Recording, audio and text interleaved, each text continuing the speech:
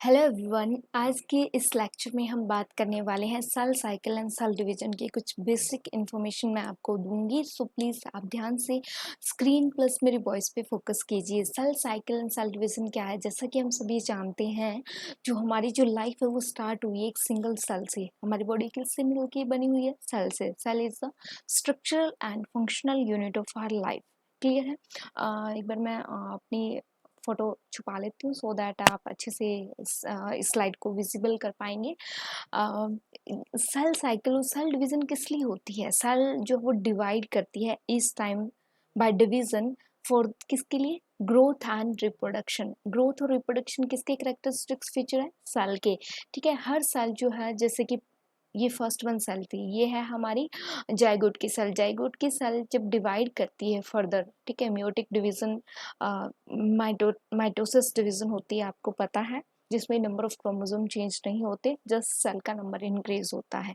Then form होती है एक से दो डॉटर सेल्स फॉर्म होती है। इस तरह से जो है वो dividing into two and each parental cell give rise to, फिर वो फर्दर जो है वो आगे डिवीजन करती है। एक से दो बनी, दो से चार, इस तरह से जो है वो सेल डिवाइड करती रहती है। सेल डिवीजन एक इम्पॉर्टेंट प्रोसेस है सभी लिविंग ऑर्गेनिज्म का, और ये कोऑर्डिनेटिंग वे में होती है और जेनेटिक कंट्रोल होता है, क्योंकि सेल के अंदर क्या होता है? न्यूक्लियस, जिसका प्रॉपर क्या होता है? इस न्यूक्लियस की वजह से ही सेल जो है वो जिंदा होती है, और ये न्यूक्लियस ही इसके अंदर बेसिकली डिवीजन होती है, तभी एक से दो सेल जो है वो बनती है, जैसे कि आप इस स्लाइड में देख सकते हैं।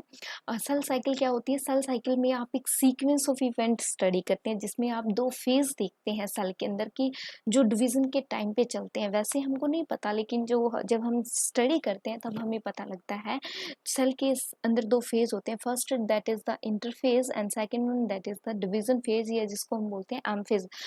सेल जो है अपना मैक्सिमम 95% टाइम जो है वो इंटरफेस में स्पेंड करती है, बाकी का बचा हुआ 5% टाइम जो है वो एम फेज में फॉर द डिवीजन पर्पस जो है वो स्टे करती है। क्लियर है? तो इसमें क्या होता है बेसिकली, इस इवेंट में सेल का जो डीएनए कंटेंट है वो डुप्लीकेट्स करता है, रेप्लिकेशन होती है, जिससे डीएनए कंटेंट जो है वो डबल हो जाता है। सिंथेसिस, इसके अलावा दूसरे ऑर्गेनिज्म ऑर्गेनल्स भी सिंथेसाइज होते हैं सेल में, eventually divide into two daughter cell. जैसे कि आपने देखा, एक सेल ने फर्दर क्या किया? डिवीजन किया। डिवीजन हो रही है तो उससे पहले क्या होता है? इंटरफेज में तीन फेज चलते हैं। पहले सेल साइकिल जो है वो इन तीनों फेज से गुजरती है, G1, S and G2। Then वो जैसे ही जब 95% टाइम जो है सेल ने इंटरफेज में बिता लिया, अब वो जाती है, एंटर करती है एम फेज में। एम फेज में जस्ट वो डिवीजन के लिए जाएगी, और इन तीनों फेज में चेक किया जाता है कि सेल में कोई प्रॉब्लम तो नहीं है। ठीक है, देन होता है कार्योकाइनेसिस। कार्योकाइनेसिस का मतलब होता है न्यूक्लियस की डिवीजन, जैसा कि आप देख सकते हैं। अब एन जो है वो दो क्रिएट हो गए हैं, और साइटोप्लाज्मिक कंटेंट देखते हैं ना, सेल का साइज बढ़ गया है। अब जैसे ही कार्योकाइनेसिस प्रोसेस होता है, जिसमें न्यूक्लियस की डिवीजन हो गई है, अब फर्दर दो सेल बनाने के लिए किसकी डिवीजन करनी पड़ेगी? बीच में से कटिंग करनी पड़ेगी ना। मतलब किस चीज की कटिंग होगी? साइटोप्लाज्म की। ठीक है, so cytokinesis is the process in which the division of cytoplasm is occurs. ठीक है, और and hence two daughter cells are form from one parental cell. इस तरह से जो है वो सेल साइकिल चलती है और सेल डिवीजन होती है। और सेल डिवीजन किसके कैरेक्टरिस्टिक्स फीचर है? ग्रोथ एंड रिप्रोडक्शन के लिए सेल डिवीजन होना अनिवार्य है। क्लियर है यहाँ तक? ये एक नीट में एक बार क्वेश्चन भी पूछा गया है, इसकी करेक्ट सीक्वेंस पूछी गई है कि साल में जो फेज चलते हैं उसकी करेक्ट सीक्वेंस क्या है? G1 आता है, गैप 1 फेज होता है, फिर सिंथेसिस फेज आता है, then G2 phase and then M phase. देख पा रहे हैं? क्लियर है? बहुत ही इजी क्वेश्चन पूछा गया है। अब ड्यूरेशन ऑफ सेल साइकिल का आप टाइम देखते हैं कि कितना, जैसे कि आप यहाँ से इसके क्लियर देख सकते हैं। G1 फेज, देन S में एंटर करती है सेल, फिर G2, और फिर M फेज में एंटर करती है फॉर द डिवीजन पर्पस। ठीक है, ड्यूरेशन ऑफ सेल साइकिल हमारे जो, अगर ह्यूमन बीइंग की बात करें तो सेल जो है वो डिवाइड करती है 24 घंटे के बाद, यानी कि एक दिन के बाद सेल डिवाइड करती है।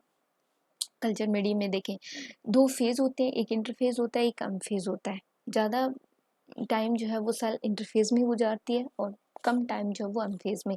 ईस्ट की सेल की बात करें तो वो हर 90 मिनट्स के बाद डिवीजन शो करती है। बैक्टीरिया की सेल बहुत ज़्यादा फास्ट जो है वो डिवाइड करती है। ड्यूरेशन जो होता है सेल साइकिल का वो वैरी करता है ऑर्गेनिज्म टू ऑर्गेनिज्म। क्लियर है? उम्मीद करती हूँ जो जो बातें मैं आपको समझा रही हूँ वो आपको समझ में आ रहा होगा।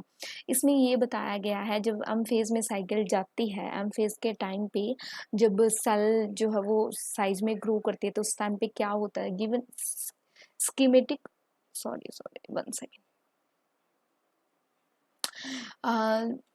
breakup of the phase stage of cell cycle, which one of the following the correct indication of the stage or phase in the cell cycle?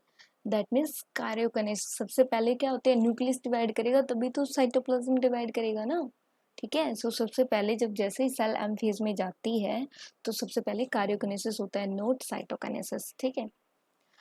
और अब हम बात कर लेते हैं, अगर किसी बच्चे को कोई डाउट है तो वो कमेंट सेक्शन में कमेंट करके पूछ सकता है। ड्यूरेशन ऑफ सेल साइकिल का, इंटरफेज में कितना टाइम सेल जो है वो लेती है। Phase between the two successive um phase and resting phase, उसे हम इंटरफेज कॉल करते हैं, ठीक है। ये जो ड्यूरेशन है ना अम और एस फेज के बीच का, ठीक है, दैट मीन्स रेस्टिंग फेज के बीच का एक गैप नोट फेज भी होता है ना, उस फेज के डिफरेंस को हम बोलते हैं interphase. Change occurs during this phase are not visible, ये जो चेंज है हमें माइक्रोस्कोप के अंदर दिखाई नहीं देता, ठीक है।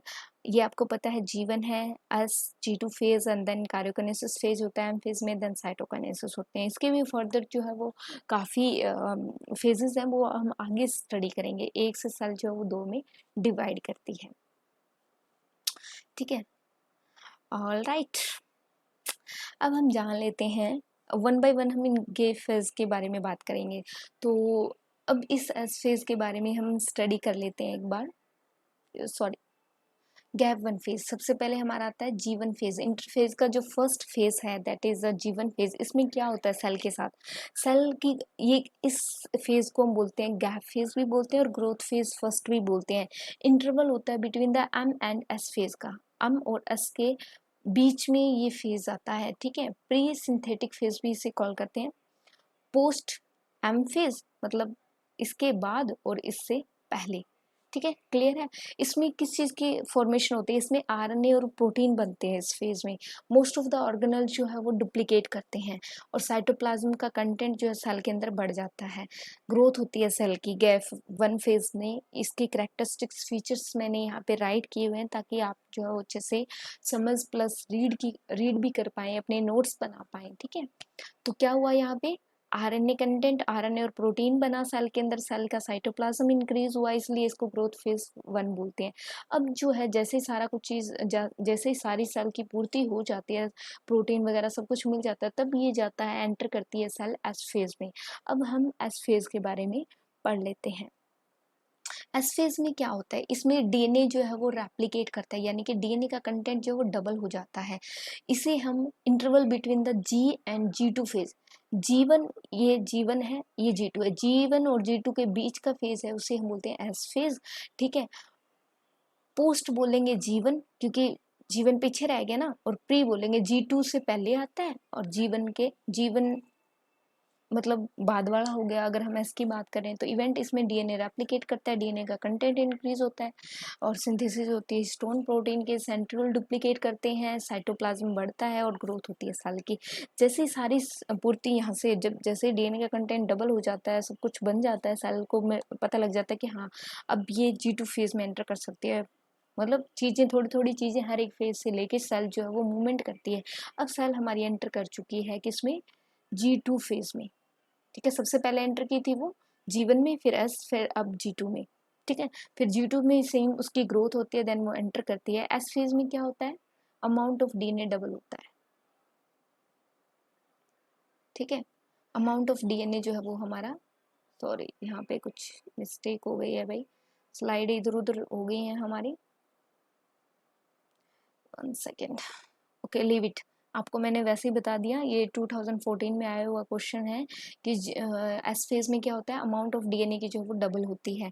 और ड्यूरिंग द सेल की ग्रोथ के टाइम डीएनए सिंथेसिस किस फेज में होता है, तो वो भी एस फेज में होता है। ये भी नीट 2016 में पूछा गया क्वेश्चन है। और इसके अलावा एक और क्वेश्चन अराइज होता है, सेंट्रियोल अंडरगो जाते हैं डुप्लीकेशन में कब जाते हैं, ये भी एस फेज में। तो ये एस फेज बहुत ही ज़्यादा इंपॉर्टेंट है एग्जाम के पॉइंट ऑफ व्यू से, सो आप इसे ध्यान से देखिए। अब हम बात करते हैं G2 फेज की। G2 फेज में क्या होता है, जैसे ही सेल ने सबसे पहले एंटर किया था G1, फिर एस में गई थी वो, जहाँ पे डीएनए का कंटेंट डबल हो गया था, डीएनए सिंथेसाइज होता है यहाँ पे। देन अब वो एंटर करती है G2 फेज में। इस फेज में क्या होता है, ग्रोथ फेज सेकंड बोलते हैं। ये इंटरवल है किसका, एस और एम फेज का। एस और एम फेज के बीच में ये फेज प्रेजेंट है, ठीक है। पोस्ट एस मतलब एस जो वो पास्ट वाला हो गया, और प्री रम से पहले आ गया तो प्री एस फेज आएगा, ठीक है, प्री एम फेज आएगा, sorry. Event synthesis of tubulin protein बनते हैं, जो कि डिवीजन के लिए इंपॉर्टेंट है। साइटोप्लाज्म का कंटेंट फिर इंक्रीज होता है, क्योंकि सेल को डिवाइड करके दो सेल बनाना है ना, इसलिए हर एक फेज में जो है वो साइटोप्लाज्म का कंटेंट इंक्रीज हो रहा है for the growth of the cell, ठीक है। अब जब सेल के पास तीनों चीज़ें जब मिल गई है सेल को, जो कि रिक्वायर्ड है डिवीजन के लिए, तब फाइनली सेल, यहाँ पे कुछ चेक पॉइंट लगे होते हैं जो चेक करते हैं कि सेल में कोई दिक्कत तो नहीं है। देन सेल एंटर करती है हमारी एम फेज में। एम फेज में आपको पता है कि सेल किस पर्पस के लिए जाती है, फॉर द डिवीजन पर्पस के लिए जाती है। सो सबसे पहले न्यूक्लियस डिवाइड करता है, उसके बाद होता है हमारे साइटोप्लाज्म की डिवीजन, जो कि चीज़ें मैंने आपको थोड़ी पहले भी समझा चुकी हूँ, ठीक है। उसके बाद में क्या देखते हैं आप,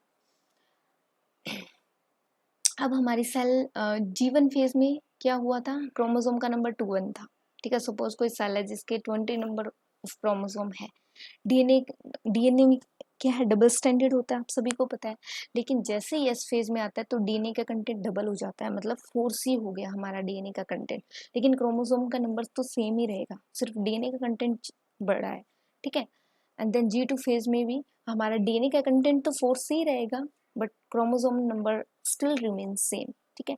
if the initial amount of DNA denoted C, then S phase में 4C हो जाएगी, और no increase, the chromosome number नहीं बढ़ेंगे, सिर्फ डीएनए की अमाउंट इंक्रीज होती है। वही चीजें बार बार रिपीट हो रही है जो मैंने आपको मतलब औरली समझा दी है।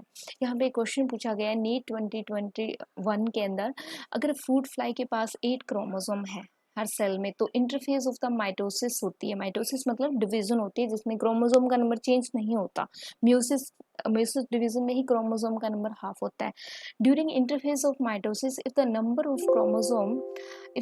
of chromosome at G1 phase is 8, then what would be the number of chromosome after S phase? तो S phase के बाद क्या रहेगा, ठीक है, that means 32. What would be the number of chromosome after the phase? क्योंकि DNA का content double हो गया ना, ओके। बाकी की चीजें हम नेक्स्ट लेक्चर में करेंगे। Thank you so much.